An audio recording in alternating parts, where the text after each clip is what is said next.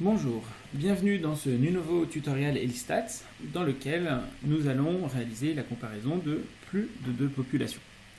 Dans ce cas, nous avons 4 terminales et nous souhaitons savoir si les notes de ces terminales en mathématiques sont homogènes entre les terminales. Nous avons placé nos données dans le tableur, donc terminal 1, terminal 2, terminal 3, terminal 4. Nous souhaitons analyser la différence entre ces 4 classes. Pour cela, il suffit de sélectionner les colonnes qui contiennent nos données, ici les colonnes terminal 1, 2, 3 et 4, et ELISTAT nous propose de réaliser un test de comparaison de population.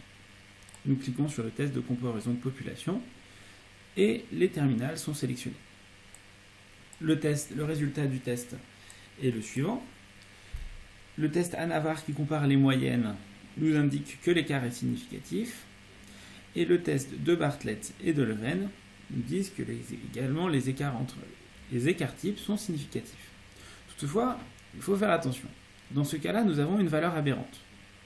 Ici, qui correspond au point de cette personne, de la terminale 3, qui a obtenu une note très basse, et la note est aberrante.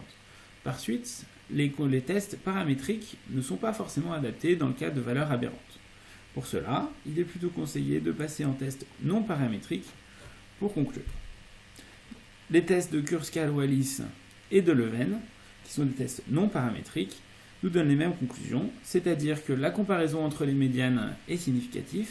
Nous pouvons donc conclure que certaines classes sont meilleures, qu'au moins une classe est meilleure que les autres. Et enfin, le test de Leven qui compare les écarts-types nous dit que les écarts sont significatifs. Il y a donc au moins une classe qui est différente des autres et qui a un écart-type plus ou moins homogène que les autres.